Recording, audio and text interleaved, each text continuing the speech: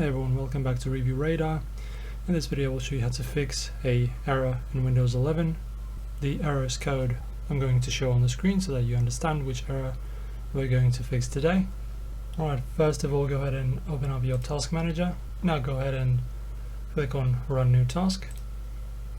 Now click Browse. Navigate to your C drive into a Windows folder. Now scroll down and open up a System32 folder. In here, in the search, type in CMD, choose it and open it. Now at the end, type 2 dashes and update, and click OK. Now type in GP update, press enter. Now we're done with the command line. Now in the search bar type in Control Panel, go to Programs, then go to Turn Windows Features On or Off. From the very top, click on Net Framework 3.5, press OK.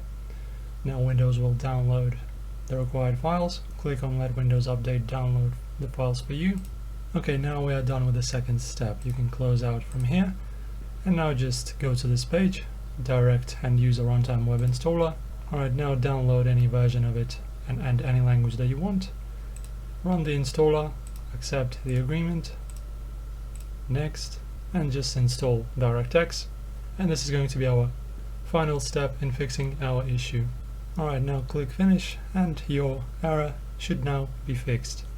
Thank you guys for watching this tutorial. If you liked it, press the subscribe button, like button, and I will see you in the next tutorial very soon.